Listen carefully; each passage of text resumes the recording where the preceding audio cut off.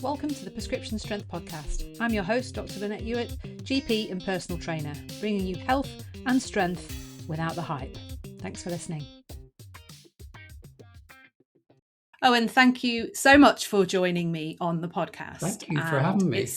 It's safe to say that your book, Addicted to Anxiety, is what I would define as a paradigm shifting book. And by that, I think there are some things that come along that you read and you go, I can just see this differently. Yeah. And one of the main reasons I wanted to talk to you about it was to help some of the patients that I see to perhaps look at their relationship with their anxiety, and particularly the behaviours that anxiety leads to, in a new light, and ideally perhaps not be so controlled by it. Yeah. That would be a wonderful launch pad for people to start off with. Because I think sometimes when I see people, there are those patients who come in and will openly say, I've got a problem with anxiety and I need your help, and they're very upfront and they know what they need.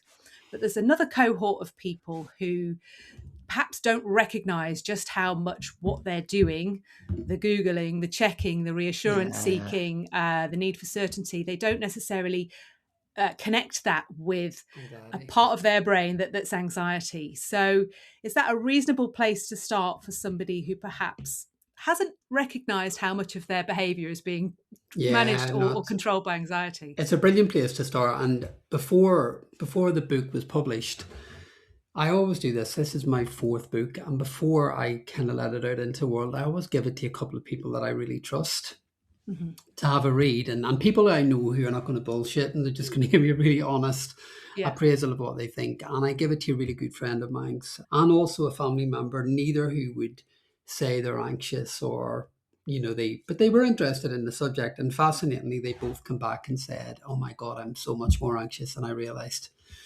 Because they just weren't putting language on it.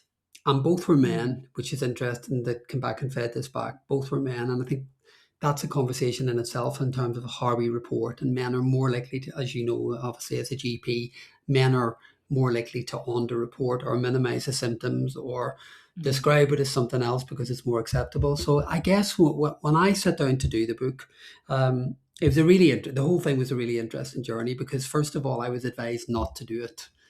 It would not. I won't go into details, but let's just say I had to find a new home for this book. Okay.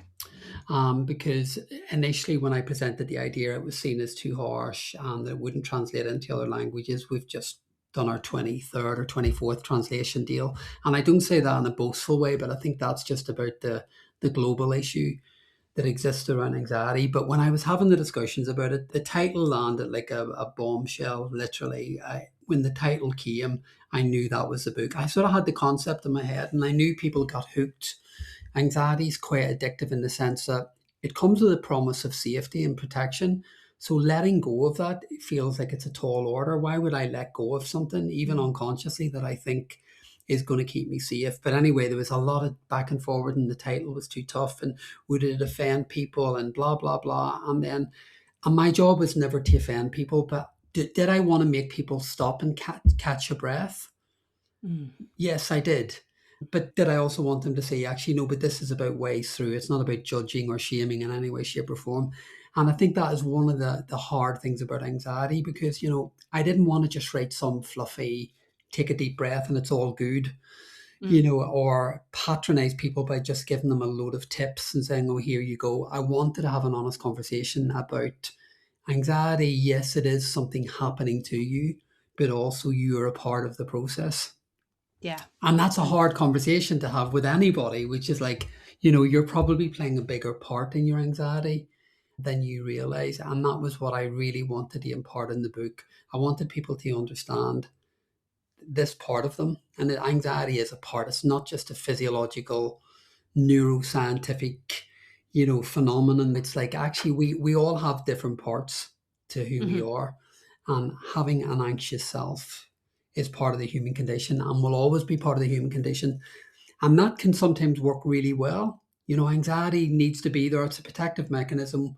Without it, we'd be in trouble. So to be anxious is not wrong. Functional anxiety day to day can sometimes be very, very useful. because it gets Hmm. us through the day. We plan, we organize, and we're able to have some degree of order in our lives.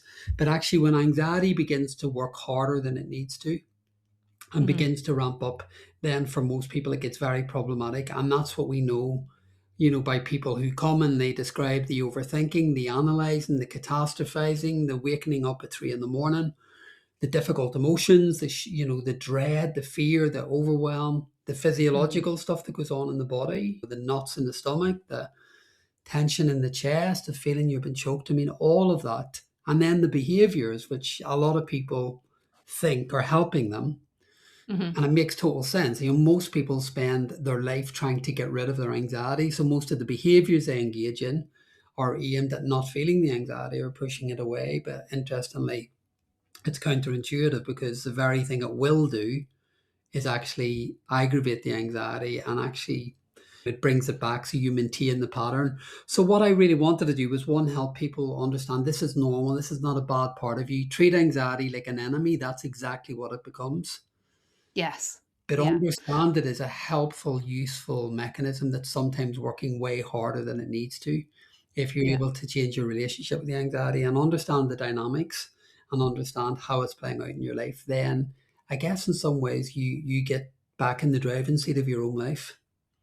I think the intersection where I've seen that hit with people is in the teenage years. There's definitely a stage, and it varies from person to person, but there's a stage where suddenly anxiety arrives in your life as a teenager and shows up as a different version of you. Yeah, And the yeah. amount of times I've had this conversation, a very calm conversation with a teenager who is describing perhaps maybe a panic attack or just an experience of something and they don't recognize themselves.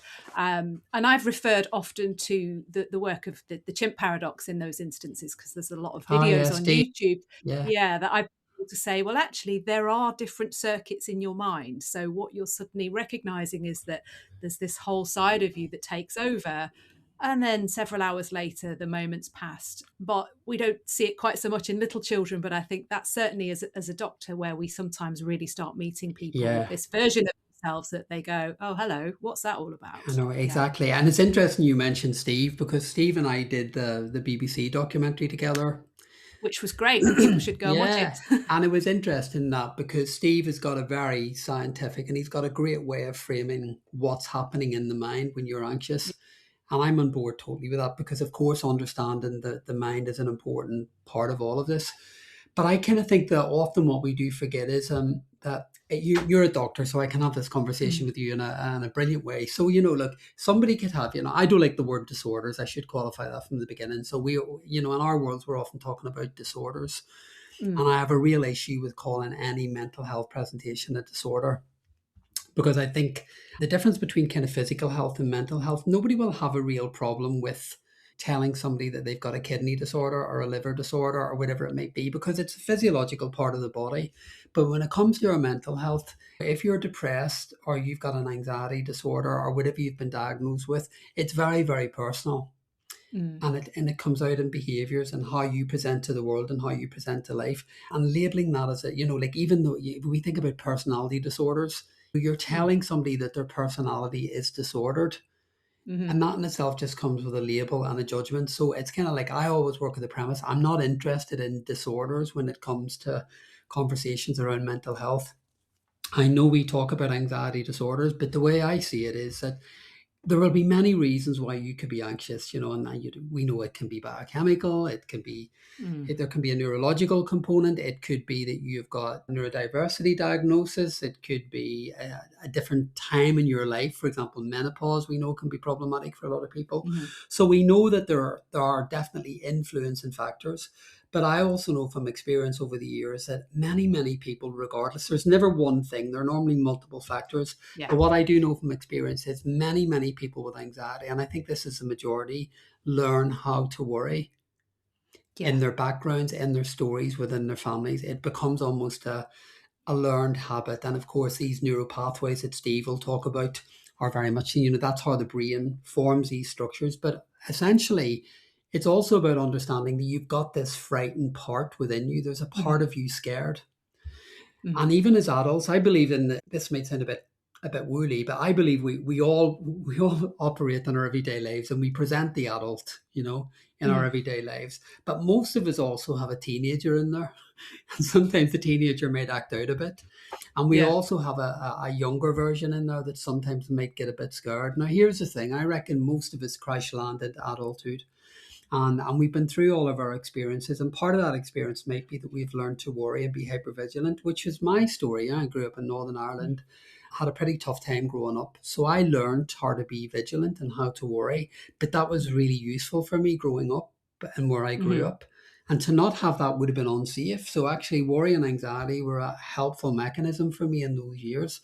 But then fast forward when I move away to London and I build a new life and I start doing different things, that part came along with me and I'd never updated it. Mhm. And I think that's very often what we do is so we're functioning in our adult bodies, our adult lives, but we've got these other things going on.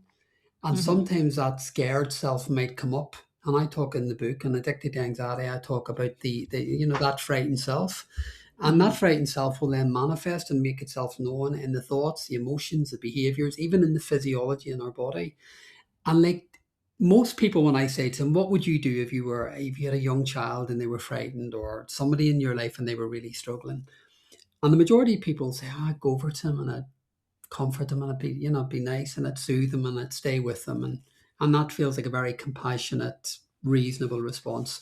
And then I always take a long pause and I say, can you just talk me through how you look after yourself when you're in the thick of an anxiety episode, or how do you treat yourself? And I hear the Mm. opposite. Mm. The And I just had somebody say this very thing to me last week, in that, oh, I can be very rational when it comes to other people and I can see that they're panicking. Yeah, Yet that same myself. individual will spend the entire weekend Googling symptoms Yeah. relentlessly unless something comes along to break the cycle. Absolutely. And that's Yeah. because that sort of frightened, protective self has come up. I mean, the anxiety, Mm. it means well. It thinks, okay, if I can protect you and keep you safe and stop something wrong happening, then I've done my job. I'll give you a really good example, actually. So, regardless of what type of anxiety we're going to talk about today, and that could be health anxiety, it could be social anxiety, it could be panic, it could be more generalized anxiety. It can play out for people in different ways. And I Mm. guess as a GP, Mm. you probably see a lot of health related Lots of anxiety. health. I can Yeah. imagine in everyday life. And I know at the moment, post COVID particularly, that's more prominent and more, we're Yeah. seeing it certainly in my world, more in clinical practice. But I'll give you an example actually.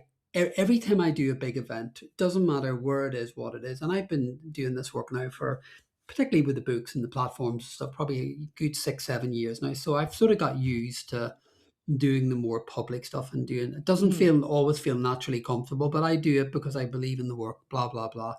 But every time I go on stage, without feel, my anxious self will move in literally about 30 seconds before I'm about to do something.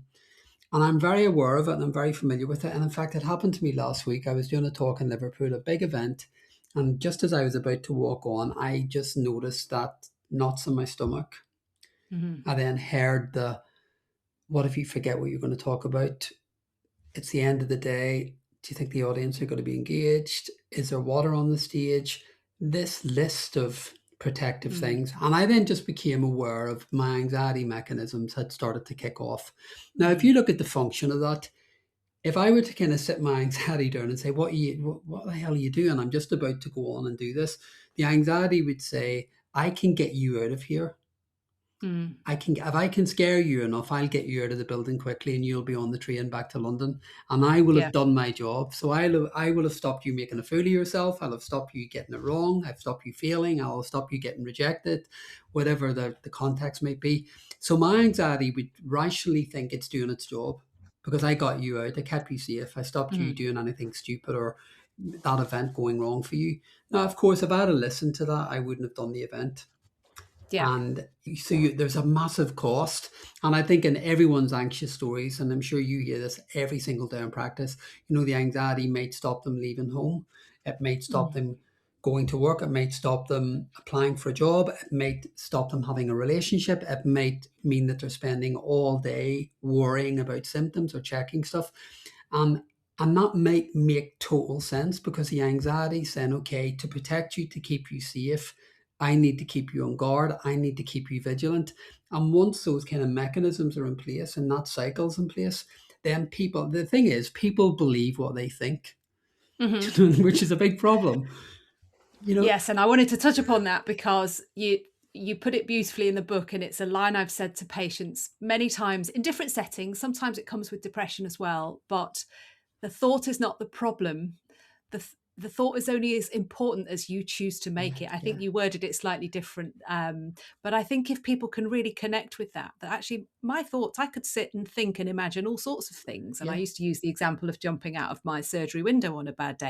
I can sit and think that till the cows come home. yeah, I don't have to attach any significance to yeah, it. yeah, They're just thoughts. yeah, But the thoughts seem to trigger the behaviors. And I think it's the behaviors sometimes that we see as doctors, and it manifests in this yeah, need for certainty, yeah, this need for reassurance, and it can very much feel as a doctor with limited time that we're feeding the machine. yeah, I yeah, don't like that, but sometimes my head is going, this test is not going to help this patient in the long run, yeah, but I don't have enough time to build the trust for them yeah, to be able to say, look, just trust me. You yeah, haven't got yeah, you haven't got a brain tumor. yeah, I know you haven't. yeah, That's not going to happen. So you yeah. end up feeding the machine and thinking, I don't know if this is going to help this I person in the know. long run. It's a really tricky one because if you think of a textbook definition of anxiety, it's an intolerance of uncertainty. Yeah. Now, there's a big clue there, isn't there, in the intolerance? Because actually, when it comes to things like health or money or relationships, most people want to know that Mm. everything's going to be okay. And actually, there's something about that that seems quite reasonable. I just want to know that my health's okay, or I just want to know that I've got enough money, or that I'm in the right relationship, or whatever the context might be. But if suddenly somebody starts to get a bit more focused in that, or if they have a belief, for example, that, often, for example, if we take health anxiety, if people start to get really focused on worrying about their health, when you sort of start to dig beneath the surface a bit, you then start to get a sense of, them having perfectionist traits, or a Mhm. belief that they have to be in control, or that they have this really overt sense of responsibility, that things people won't be taken care of if they're not able to do it. So you then not only find it's not just about the health, it's about the fact, well, who would look after my kids, who would do Mhm. this. So it becomes about all of these rules and values and beliefs that they've created around, I can't give myself permission to be ill. Mhm. People would not be able to function without me. I wouldn't be able to manage. Who would feed the kids? Who would pay the bills? So it's never just about the worry. It's all of these other inflated responsibilities that people carry. And of course, Mhm. to sit with the discomfort of not knowing is very, very uncomfortable for most people. But actually, for most people, it's the way through. Yeah. Because the Yeah. minute you can get comfortable with uncertainty, and the minute you can get comfortable with not knowing, then suddenly things level out. But of course, Mhm. we both know this because we see it every day of the week.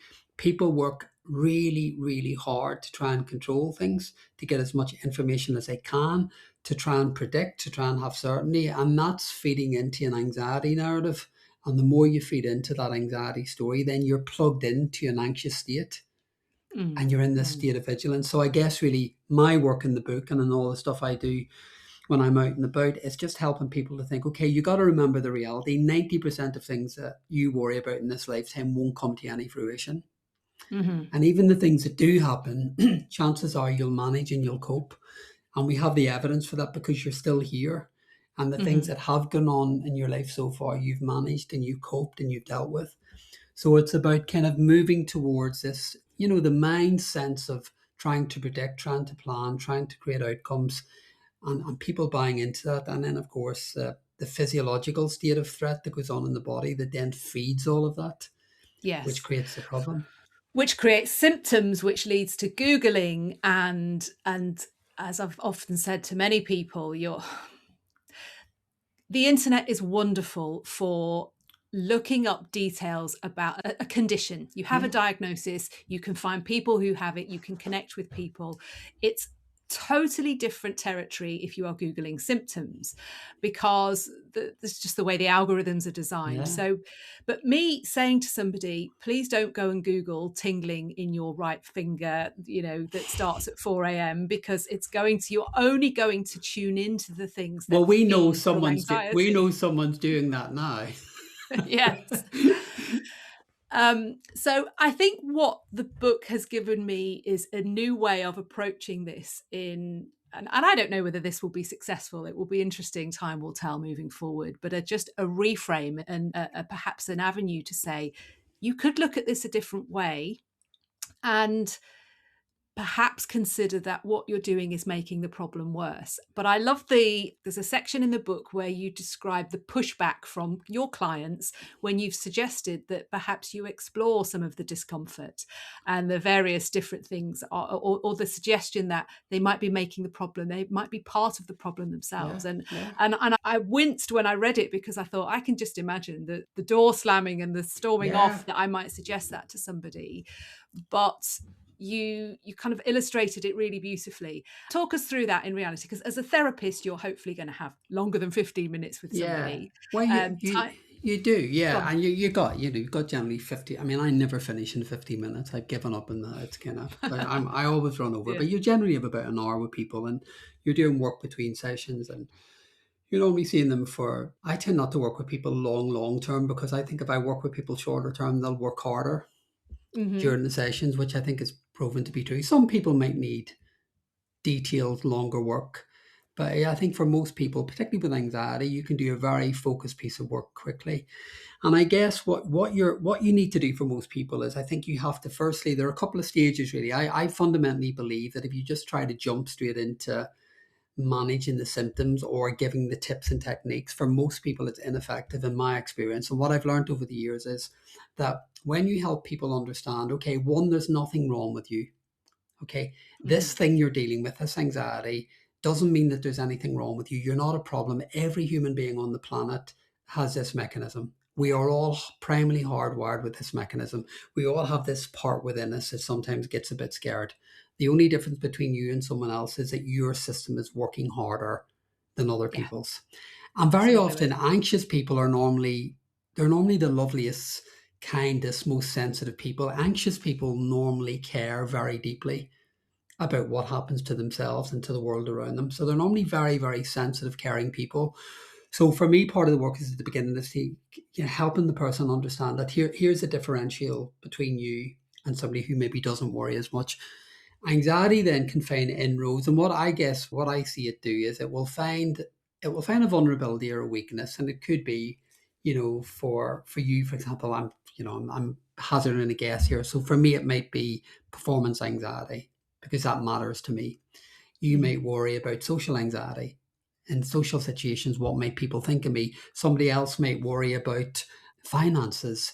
Somebody Yeah. else might worry about lots of different things, about trying to take control of all these different parts of their life. Someone else's worry might be a bit more obsessive. But the key thing is helping people see that their worry finds an inroad. And that's Hmm. normally attached to stuff that's valuable to the person. Okay, whether Right. it's a sense of responsibility, a sense of duty. And I guess really helping people to see, all right, this is a helpful part of you. It comes up. We're never going to treat this as an enemy again. This is never, ever, ever about never, no technique is ever about getting rid of the anxiety. It's about welcoming the anxiety in, working with it, trying to understand what it's trying to communicate. So you're building this much more allied relationship with the anxiety, rather than this is something that I can't tolerate. I need to get rid of it. I need to push it down. Because if you think of the word repression, Freud and Jung and stuff talked a lot about repression. Now, there's no coincidence, repression, depression. There's a real link between you push down on something, you try to get rid of something. You're going to feel flat, you're going to feel low, you're going to feel undercharged, but you're also going to feel highly anxious because you're sitting on all of this energy. Hmm. So the beginning of my work is to try and help people to create a new relationship with the anxiety, that when it comes in, whether that be physical symptoms, whether it's a mind in overdrive, whether it's checking symptoms, whether it's behaviors, none of it's judged, none of it's criticized. You learn to kind of work with what is. Hmm. And then what you're doing then is you're kind of bringing it down step by step. Now, if we think physiologically, an anxious body is an anxious mind. And Yeah. the key mistake, I think, regardless of anxiety, is I see people believing that they can think their way out of an anxious state. Hmm. When actually you can't, because the brain, when you're anxious, you've got a part in the brain, your amygdala, and that's like a fire alarm. And when it goes off, basically your prefrontal cortex will shut down. And it will shut down because it believes that there's an emergency and that there's Hmm. danger. It's not a time to be rational. It's not a time to be measured. The amygdala is firing on all cylinders. The fire alarm's gone off. So the rational brain believes, okay, this is a time to get the hell out of a burning building. Hmm. Now, the reality is, in your everyday life, that burning building might be you sitting in a meeting, or it Yeah. might be you sat at home worried about your health. It might be you in a bar worried about talking to somebody. But the reality is, when the body goes into a state of alarm and a state of threat, it will automatically send that message to the brain. And you've all, I see a lot of people trying to then reframe their thoughts or change their thoughts or stop their thoughts. The first place is always to the recognition of, okay, what's going on in my body at the moment? Hmm. And that recognition that if the body's in the state of alarm, if it's in a state of threat, your only responsibility is to recognize that and then to kind of disrupt the state of alarm. And Hmm. people can do that many ways. Some people might use more formulaic stuff like breathing techniques, meditation, yoga. Somebody else, it might be just putting on a bit of music. Somebody else, it might be just going for a walk for 10 minutes. I never get over prescriptive about the do's and don'ts. I think most people know what to do to relax the physical body. Yeah, I've used a strong recommendation, probably because it's worked for me, and we always have a bias for things that have worked for Yeah, yeah, ourselves. But I've often, particularly if somebody's needing signed off work, given them a prescription that you need to walk for a certain amount of time, yeah, because this persistent stress and anxiety is essentially putting so much adrenaline into your system and it's got nowhere to go. yeah. And I've never yet had somebody come back and say, No, that walking really didn't work, Lynette. It does. It it works. And I feel does. like you're disposing of some of these kind of flight It or flight does. chemicals in a really simple way. You don't Huh, have to run, you don't have to plan a shower, yeah. just walk it off. And that in itself can sometimes Oh, it's be really incredible. helpful. But I don't Mm. know if you know this, but there's a trauma therapy model called EMDR, which is the use of rapid eye movements for trauma. And the founder of EMDR discovered EMDR as a model when she was out. She went out for a walk one day and she was a bit bothered about something in her own life. And she realized that by the end of the walk, not only did she feel a bit better, but was able to process the thing that was bothering her. And then she discovered, "God, what was that all about?" And that left to right mechanism, just that steady Mm. rhythm of left, right, and not just slowing the body down. So that's how EMDR is and it's a really well recognized model of Yeah, treatment for trauma. I've heard loads of people who've had brilliant results with it. And it's one of those things that I always think, I must make time to really look into that because it sounds Oh, it's fascinating. I've incredible. felt the benefits without necessarily knowing what Yeah. it's doing, and I've prescribed walking all the time. Yeah. It's Well, a I mean, fantastic thing. it's incredible because, people often hear these things and think, "Oh, is that a bit woo-woo or is that a bit soft?" I mean, the interesting thing about a lot of the ways through is they're often simpler than we think. Yeah. And it is often these kind of everyday stuff, like even that, like this is going to sound really basic, when I'm talking to somebody and they're in the thick of an anxiety episode, like I'll always go, firstly just try and bring them down a few notches. And then just even that question about how are you talking to yourself at the moment? How are you treating yourself? Okay. And if I hear them saying, "Oh, I'm an idiot," or "I'm fucking stupid," or "I shouldn't be Mm. doing that," like the moment you can take all of that away and say, "No, come on, you wouldn't do that to someone else." No. So if you Yeah. wouldn't do Yeah. that to someone else, so like even these like basic essentials about, okay, well, where's the time in the day? Where are the gaps? Where are the boundaries? Mm. Where are the moments where it is just like unapologetically? I mean, this word self-care, I've realized, can create real problems. We Mm. I think as professionals we throw it around all the time. Well, where's your self-care? People kind of wince at that language, I've realized.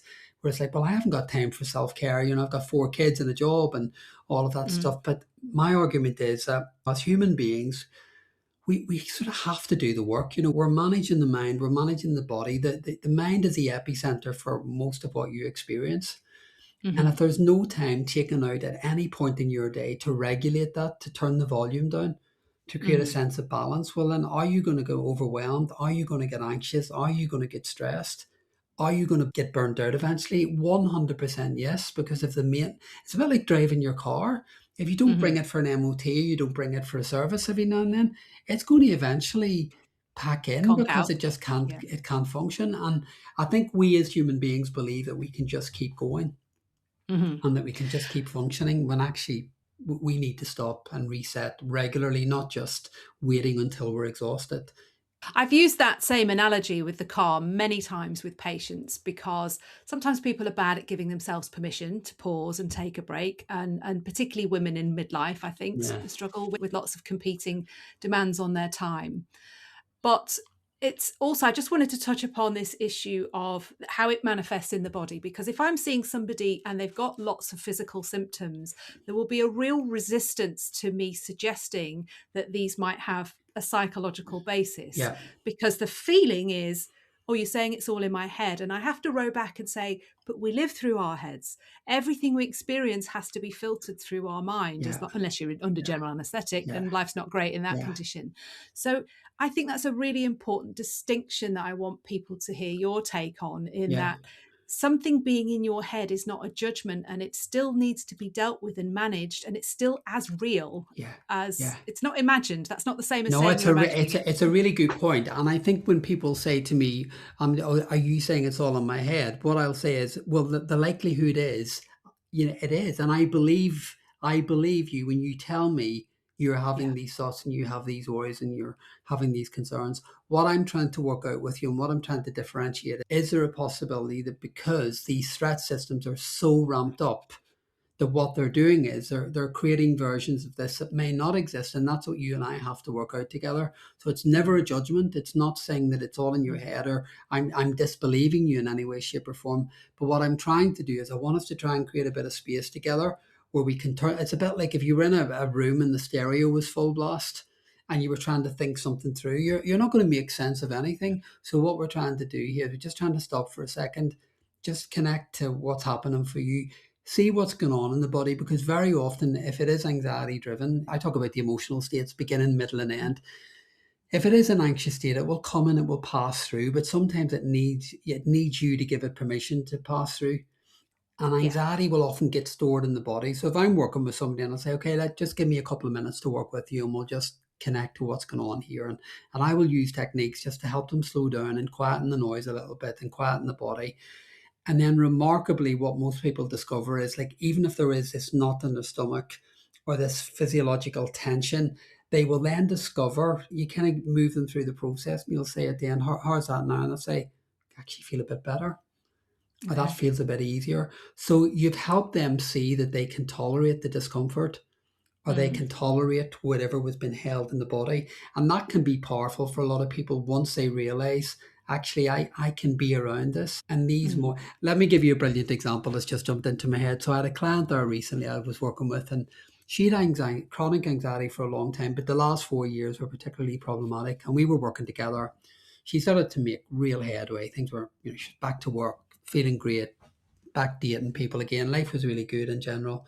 And she came into session and one day she said, she looked great, sounded great. And, it's one of those moments in therapy where you think, you're reminded why you do the job, because you see Yeah. people at the beginning when they're struggling, and then you watch the breakthroughs. And it was one of them lovely moments when I was just really watching her get her life back. And then there was this kind of moment, and she stopped, and I said, "I'm kind of wait. It feels like there's a but here somewhere." And she said, Mm. "Well, actually, there is." She said, "I woke up this morning for the first time in 4 years. I didn't have a knot in my stomach." Right. And I said, "Amazing." And she said, "Yeah, I had that thought initially, but then I started to worry about why I didn't have the knot in my stomach." Mm. And this is kind of what I mean about the addictive component. We can become so used to what's going on in the body. We can become so used to the thoughts. We can get so used to the habits, the everyday habits that most people do. We call them safety behaviors. So if I'm checking stuff, if I'm seeking opinions over and over and over again, if I'm ringing my best friend every couple of hours because I just need her to tell me that I'm okay, if I am avoiding stuff, if I'm telling myself I can't do something because something terrible is going to go wrong, these are all safety behaviors. In shorter term, they will make you feel better because they create a valve, they create a release. What you're doing from a neuroscientific point of view is every time you buy into a behavior, that is about safety, then what you do is you feed back into the brain that things are not safe. Yeah. So you're helping people say, right, I get 100% that you believe and your anxiety is telling you that you should double check. You should go on the internet and check symptoms. You should avoid situations that are not making you comfortable, that you shouldn't do this, you shouldn't do that. It's not safe. It won't happen. You're going to fail. You're going to get it wrong. I understand totally that narrative. But actually, you have two choices. So you either decide that you're going to have your life dictated to by this sense of fear, Mm. or you're going to try and start testing the waters a little bit here. So what you're doing with most people is you're trying to bit by bit say, okay, I wonder what it would be like to not do that. I wonder what would happen if you don't check. Let's, Presumably that leaves a gap, yeah, because I'm yeah, thinking if somebody normally spends an hour yeah, Googling symptoms and one symptom leads to yeah. another, I'm thinking about what do they put in that Right. space That's a that brilliant, suddenly. right. No, it's a brilliant question. So what do you think is within the gap? So when there isn't any checking or nothing to do, there's no actions about getting rid of anxiety. What does it leave them with? Yeah. Discomfort, Yeah, an uncomfortable yeah, feeling. yeah. Yeah. So it leaves Yeah. them with the uncertainty Mm. and the not knowing. So this is the thing that's going to sound hard. I mean, anyone that promises in anxiety treatment or management that they are going to get rid of uncertainty or uncomfortableness, here's the reality, and I'm saying this for all of us really. Life sometimes is messy, it's untidy, it's unpredictable, it's mucky, it's not predictable. That is the reality of the world we live in. So Mm. actually, anxiety management isn't about pretending that that's not happening. Good anxiety management, in my experience, is about getting comfortable in that reality and Yeah. actually, and the willingness to go towards, all right, okay, I have to sit with this untidiness, or I'm having to sit with this difficult emotion, or I'm having to sit with a not knowing. The more people are able to get comfortable in that state, then that's when the breakthroughs happen, because then suddenly they realize, all right, I can't tolerate this. So presumably they need to name it. They need They to need, yeah, recognize yeah, I'm not Googling now and this feels really fucking yeah, yep, uncomfortable, but yep, okay, yeah. I'm just going to sit Yeah, with yeah, that. and I'm going to notice all of the desire and the impulses and the, oh God, just one symptom. I just want to do that.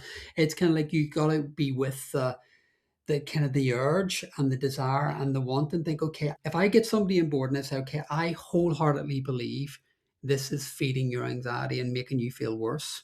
And once you Mm. build that trust in that relationship, if you can go with me, I'm not saying stop everything today.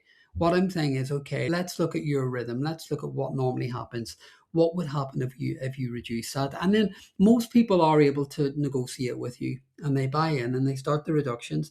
And then they come back to session and say, oh, you're still here. You haven't died in the last week. And then that sort of lightness moves in where suddenly you Yeah. realize, all right, okay, so that didn't Yeah. happen. All Yeah. right, okay, so you are still here. Oh, your bloods are still normal. So actually, the evidence is showing us that despite what your anxious brain is telling you, Mm. the reality and Mm. the facts are very, very different. So I guess what you're trying to do in the most compassionate way possible is to take someone out of this state of alert and fear, which they're Yeah. operating from. And Yeah. in their mind at that time, they believe wholeheartedly, oh my God, no, I do need that test. I do need to know. You've got to give me an answer. You've got to refer me because my fear driven brain is telling me that this is a problem. And I read about people dying of brain tumors and I know. Mhm. Mhm. But what they won't look at is that they won't look at the other evidence and say, but this only happens to like a microscopic percentage of the population. You're focused Mm. on that part of the story. That's not the evidence for the general population. So you're trying to create this state where you're moving them out of this extreme fear and vigilance into, okay, Mhm. can I be in a world where I don't know what's going to happen tomorrow? And Mm. I can't guarantee that I'm not going to get sick, Mm. or I can't guarantee that things are going to be perfect in my life, but cannot be all right. And I think one thing that's really important to put in place here, because you were very clear in this in the book, is that this can be done.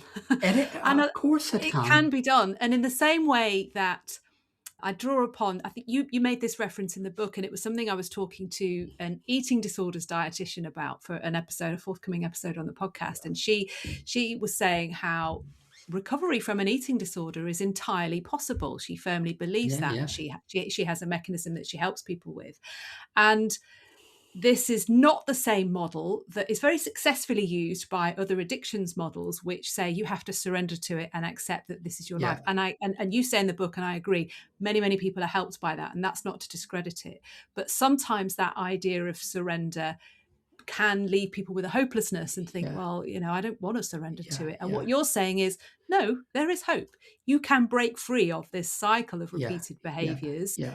but the work needs to be done. And what we've just been describing essentially is the work. Yep, It's and that you're likely anxiety isn't something to be rid of. It's this recognition. I mean, you get to know yourself better. It's okay. Well, look, sometimes I'm more on guard than other people. Sometimes I need to know more. Sometimes I overthink more. Sometimes I try and create as much safety as I can around my life. And then you're always weighing up. Then okay, but there's a huge price tag that's coming with that, yeah. and is that price tag worth it?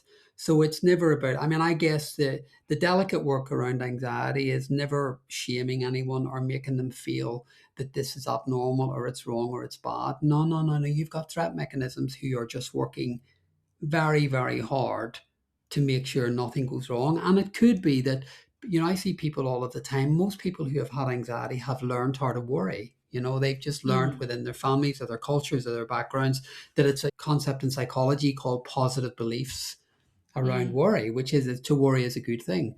So it could be that people have experienced adversity or trauma or rejections or abandonment. It could be anything linked to their story that has created this sense of not being safe. So these anxiety mechanisms are basically feeding that inner narrative. Okay, you're not safe. This mm, shouldn't be happening. This is too big a risk. So I guess what you're doing is you're moving people on and you're helping them see that might have been true once upon a time. So like in mm, my own story, in complete yeah. transparency, when I stepped out of Northern Ireland away from all the trauma and violence and everything that happened there, it took me years to feel safe Hmm. living in a different city. And it took me years to update that part of me that wasn't quite sure that something wasn't going to go wrong. Yeah. Or that It's in like, it.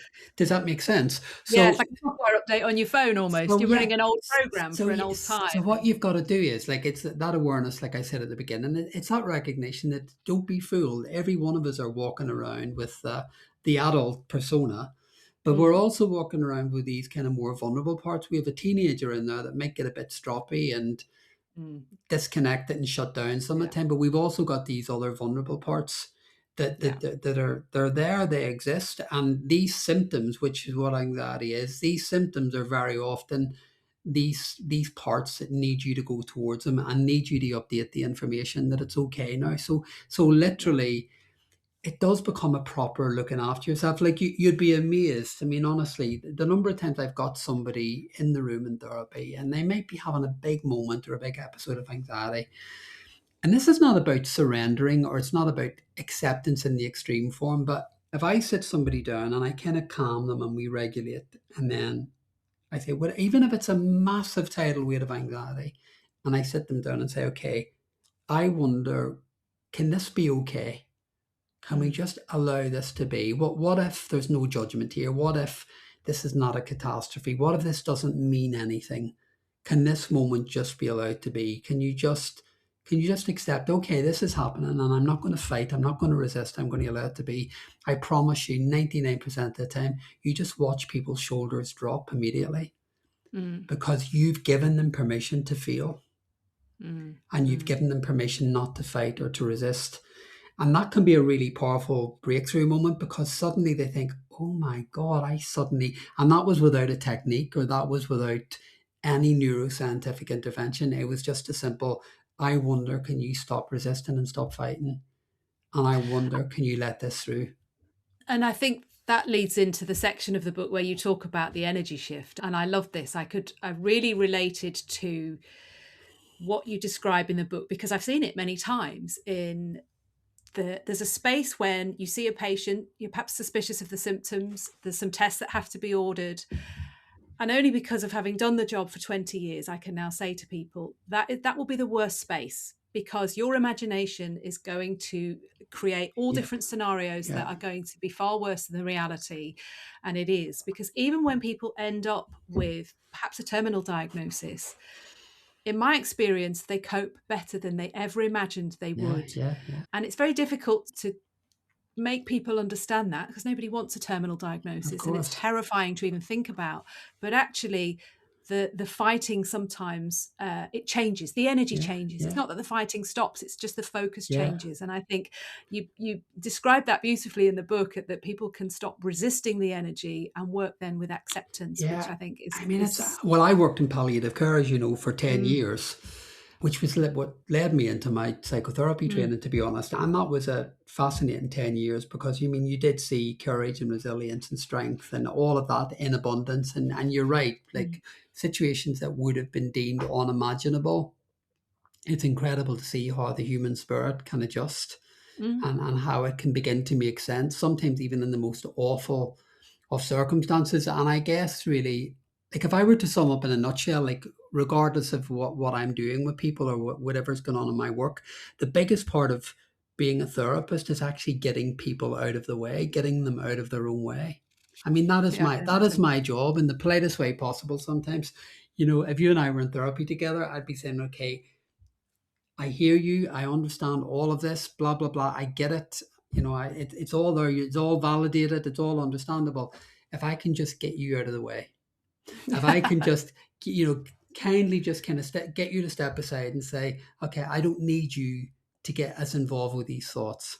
When these Mm, emotions come in, instead of you trying to block, push back, resist, every time you do that, you're backlogging. If I can just get you out of the way and just kind of say, this is all right, you can come through. Doesn't matter mm, what the emotion is. It's all right. You're welcome. You're here. It's old stuff. It's old energy that needs to come through. I need you out of the way. Just to mm, honor, to respect, to let that through. Same with the behaviors. I don't need you to control. I don't need yeah. the perfectionism. I don't need the need for order. I don't need you to know everything. I just need you to get out of the way. Now, in a nutshell, that's what most good therapists are doing. They are Yeah. helping people get out of their own way But because to do that, you've got to see you where got you're getting in your own way in the absolutely, first and place. that Yeah. and that takes Yeah. courage, and that's where like therapy at the beginning, and this work, even I think even when you start reading Addicted to Anxiety, it is a willingness to be able to go towards something like, and therapists, we have to. We're like, I don't sit here as some guru or claiming to be the total expert in it. I sit here as a human being who's been around the block, who knows about this stuff professionally, but I've also walked the walk Mm, personally, mm, if I'm being really honest about it. So I guess it's the recognition that the one thing that we all share in common here is our humanity. mm. And sometimes Yeah. that humanity means that we have to be brave enough to sometimes look at the stuff that we don't want to see Yeah. and be aware. Like I describe the whole, if I were to give a lecture on the psychology of the human condition, I always describe it like a dinner party. And if most of us threw a dinner party, if we were thinking about the emotional parts that we would want at the dinner party, we would want the successful part, the part that's funny, the part that's Mm, sociable, the part that's kind, the part that's in love. Basically, the version that we are okay with, and the versions that most of us are comfortable yeah. with the world seeing in The general. sanitized Yeah, the version of us. sanitize, Yeah. yeah, the Instagram version, right? Mm. But here's the reality. I mean, and this is true of myself, and I'm sure it's true of you and every Oh, single yeah. person listening here today. The reality is that dinner party, outside that door, you know, possibly parts that are not invited to table are the part that's a bit lonely, the part that's fearful, the part that's Mm, anxious, the part that's overwhelmed, the part that thinks that they're not good enough, the part that sometimes feels a bit helpless or a bit isolated or a bit abandoned. That is the reality of the human condition. And I think mm, many of us have been taught to leave those parts out, to repress them, to suppress them, to push them away. Now, here's the thing, and particularly when it comes to anxiety, these are all valid. At that dinner table, when I'm working with people, that door gets opened. mm. No bouncer at the door. Every part gets a seat at the Right. table.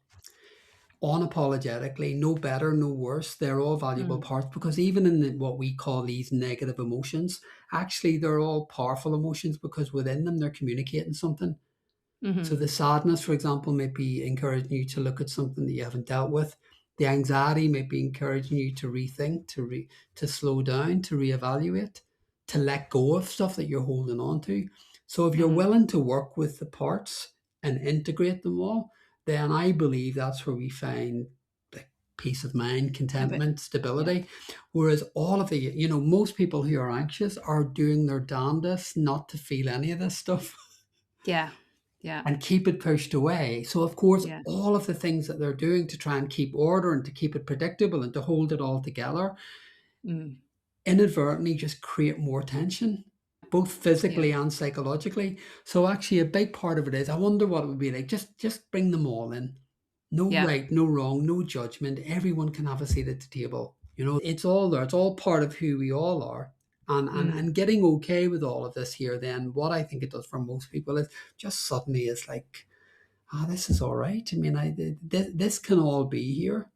And Yes. even if the anxiety moves in, like in my own life, if anxiety moves in, and I talk about this in my everyday work, and I remember there's a period, someone said to me once before I was promoting one of the books or something, somebody, I can't even remember who it was, but somebody in the old Mm. circuit when I was doing promotion and stuff said to me, "Oh, don't talk about your own mind. Don't ever mention that you get anxious."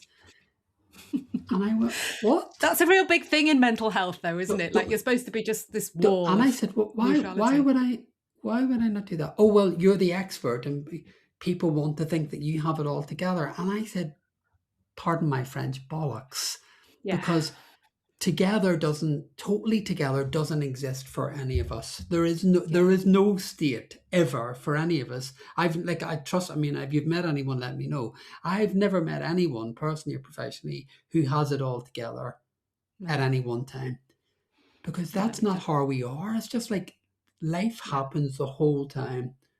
Yeah. There's stuff going on. Like you could wake up today, it's like in clinical practice, you could be having the most incredible day, and then out of nowhere, something might happen that derails your day, Oh, or yeah. and Yeah. that's Yeah. life for everyone, isn't it? It's like Yeah. there is no holding it together all the time. We're all navigating our way through. Yeah. And there's no arrival point, which is, again, I highlighted that in the book, because there isn't an arrival point. There isn't. And I say this to people, if I'm using medication with somebody, and sometimes people do need medication, Yeah, but it's that thing of, this will help manage in the moment, but there's going to be other waves that you have to navigate. There's yeah, going to be a point where you're going to want to come off it. And so there isn't a point when you get yeah, to sit back and yeah. go, it's all sorted No, now. no, it's That just kind that's of not the like, way I mean, life it's works. literally Yeah. that, isn't it? It's that kind of whole Yeah. mindfulness culture of, Mm. today can be enough.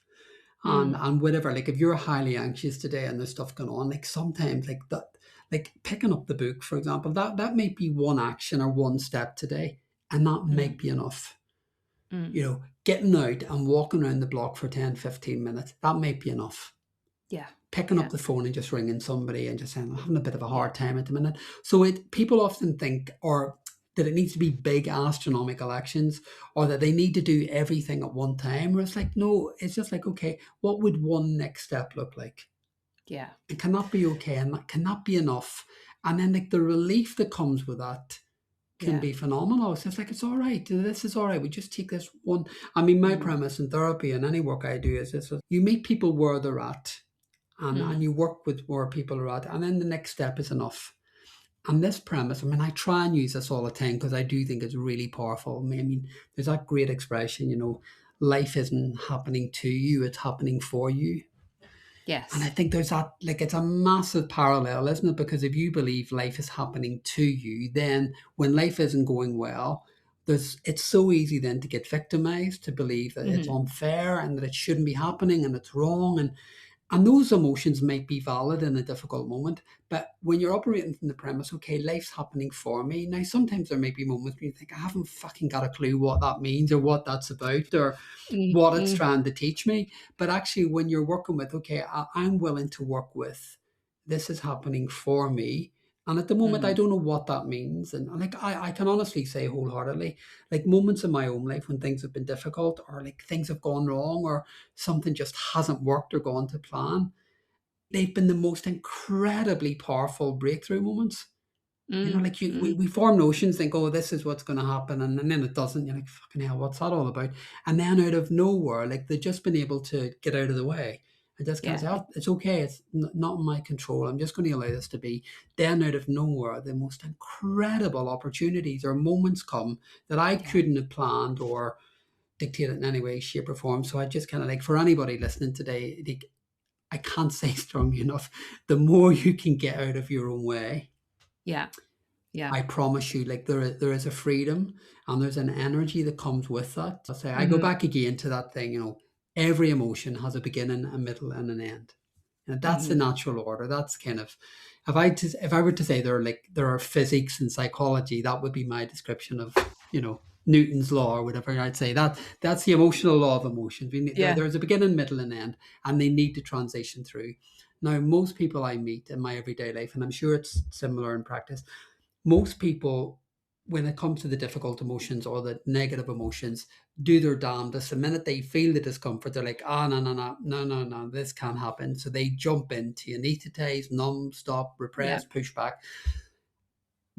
That internal energetic state, of course, it's going to be disrupted. How can it not be? Because if nothing's getting through, and nothing's getting permission to get through, then everything gets back down. Now, I would go a step further here, and I'm sure the GPs who listen might have different opinions on this here, but my argument would be if all of that emotional energy back dams and isn't processed or allowed through, surely then that must impact on physical health Mm. It does. Oh, it because, does. because No it's like it's question. held in the body, Hmm. and that emotionally held state must describe Mm.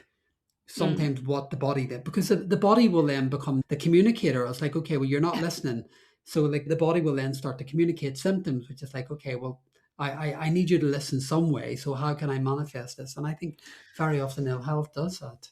Yeah, and sometimes one piece of homework I'll give to people is have a think about where stress shows up in your body. It can Yeah, be headaches, it can be rashes, it can be abdominal pains, but it will be individual to you. yeah, And sometimes you can see the pattern in people's records when you look back. Look, you keep coming in at this particular time of yeah, year. What is it about that time of year that's going yeah, on? And often they've not necessarily joined the dots, which is why I try and get people to do a timeline if they've got ongoing symptoms. yeah, Map it on a timeline of the year or your whole lifetime. And sometimes there'll be a pattern whether you've yeah, noticed it yeah, or not, yeah. and It's that can fascinating. really help. So wonderful. I mean, I can't recommend the book highly enough because Thank you. everybody has got space for a book, and you don't have to read it all in one go if it feels daunting. Some of it will sting a bit because there's work to be done and Yeah, there's some things to swallow. But I'd like to close with the line that you said, this might feel like it's protecting you, but actually it's what it's doing is causing a lot of suffering. yeah. And that's what I tend to see is years of suffering when actually